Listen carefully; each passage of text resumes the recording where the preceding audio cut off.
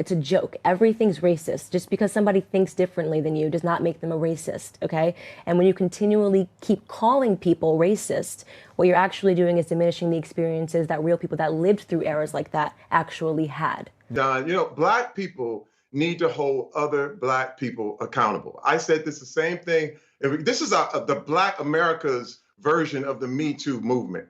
If anything is going to change, we ourselves need to look at our own communities and look at each other and say, this thing cannot go down. Do you think that race plays a part in wealth distribution, or either a mindset that you can't Today? or cannot? Yeah. No. You don't? No, I don't. I don't. Hey, you and I, we're proof. Why would race have anything to do with it? They were fighting for us to have the right to our opinion, not the right to vote for whoever the white liberals said Black people are supposed to vote for. I was a radical in terms of the civil rights movement. I was surely, I was not a supporter of Martin Luther King, but more a supporter of Malcolm X. The welfare state has done to Black Americans what slavery could not have done, Jim Crow and the harshest racism could not have done, namely to destroy the Black family. It starts in the home. You know, if the father's not in the home, the boy will find the father in the streets. Yeah. 7 out of every 10 Black babies born in the United States are born out of wedlock. And yet, in Africa, where the experience of slavery was not endured, you have the strongest commitment to the complementarity of man and woman in marriage. And people have not pointed out to you the challenge of freedom. And what do people do with freedom when they don't know how to handle it? They reinvent their oppression, even as it has faded away. You can't control the outcome, but you are 100% in control of the effort. And before you get mad at somebody else for what you think they've done to you, go to the nearest mirror, look into it and say, what could I do to change the outcome?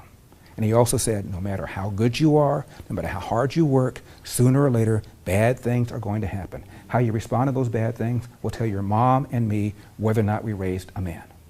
There is a class of colored people who make a business of keeping the troubles, the wrongs, and the hardships of the Negro race before the public.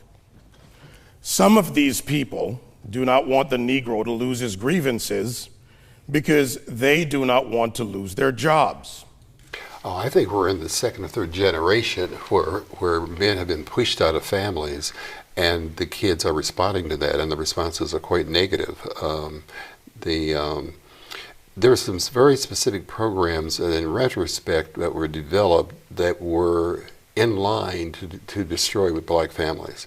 My fellow Americans, ours has never been a narrative of grievance and entitlement. We have never believed that I am doing poorly because you are doing well. We have never been jealous of one another and never envious of each other's successes. The lifting up of the woman does not require the tearing down of the man. What is it about the ideology of the Republican Party that attracted you to it? The basic theoretical notion of personal responsibility. If you stay the correct course, then you will reap the benefits of that. 99% of cops are really good dudes and women. 99% of the people I've met that are cops are dope. I have a lot of friends that are cops. Who is killing these Black victims? Not whites, not the police, but other Blacks. 3 of my nephews got shot in the head. My cousin, he got shot up in the chest part. So overall, there were 6 family members murdered. None of the cases have been solved yet.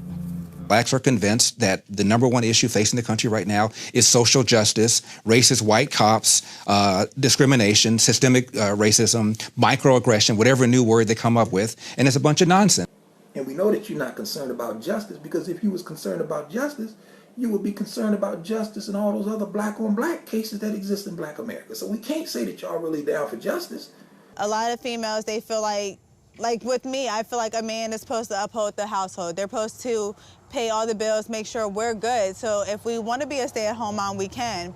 A lot of men out here aren't like that anymore. Like, I blame it on their moms. They weren't raised the same. Like, they weren't raised to be good men, so.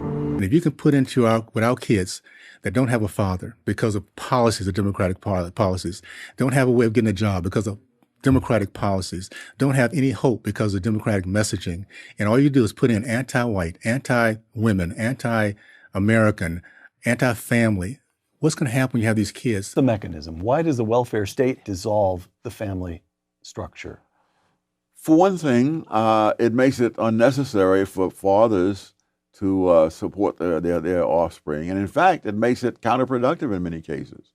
As a result of the absence of my father, I was drafted into a street gang when I was 12. I had a gun in my hand when I was 13, a .38 revolver that was given to me by a gang to murder another teenager.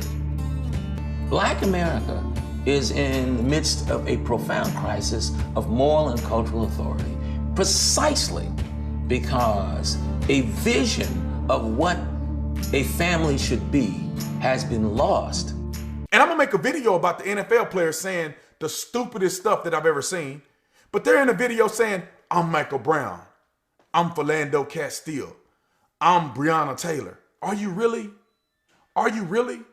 You live in a multi-million-dollar house. You making millions of dollars. You're making people's whole salary in one football game. Are you really like Breonna Taylor? Are you knee deep in the dope game? Do you have a search warrant for your arrest at your residence? Oh, you don't? Well, then you're not Breonna Taylor. Oh, were you fighting with the police officer in the middle of the street for his firearm and got shot dead? Then you're not Michael Brown. It's essential that your generation understand this.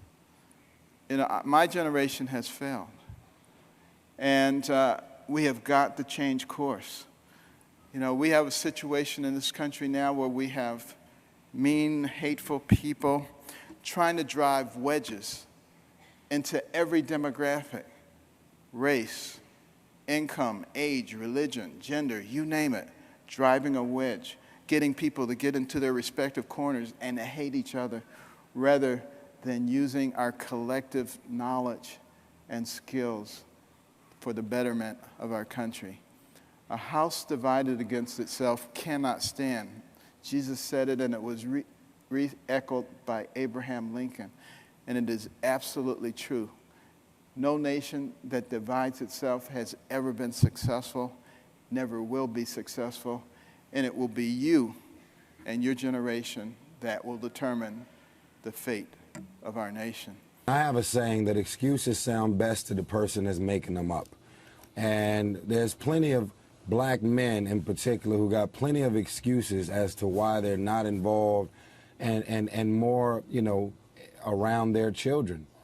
I believe that you have the best results when you have two parents in the home. Certainly economically you do. All the research bears out that when you have two parents in the home, the family saves more, does better, etc. Rather than looking in the past and saying, oh, well, woe was me because of slavery. Right. You can't just be talking about slavery every day. It ended in 1865. This is 2020. We got to press forward. The number one problem domestically facing this country is a breakdown of the family. And President Obama said it. I didn't. There's no more important ingredient for success. Nothing that would be more important for us reducing violence than strong, stable families. Which means we should do more to promote marriage and encourage fatherhood. Everyone around me tried to pick my candidate for me. And then told me every time I said I like Trump that I couldn't say it out loud or my career would be over. I'd get kicked out the black community because blacks we're supposed to have a monolithic thought. We can only be Democrats. Black Lives Matter, they've always used the emotions of black people in order to get their agendas to be pushed. And I've noticed that it's like everything is emotional. It's like everything, you got cops shooting somebody and they put this certain narrative. And what that does in our community, it builds fear. And once you're afraid of something, especially with officers who you're supposed to feel safe around, and they keep pushing that narrative, people are going to now be put in more positions to have those things happen. Obama tore this country down. No one stood up to him. Nobody. Because he was black. You need to wake up. And Uncle Tom is somebody who has sold out by embracing the white man. Uncle Tom, Bedwench, bootlicker, black white supremacist, chucking and jiving, house Negro. Uncle Tom. It starts in the house. It starts in the home. And yeah, well, my father got locked up. Well, where was his father? Yeah. Ease is a greater threat to progress than hardship. How are we going to get rid of racism until... Stop talking about it.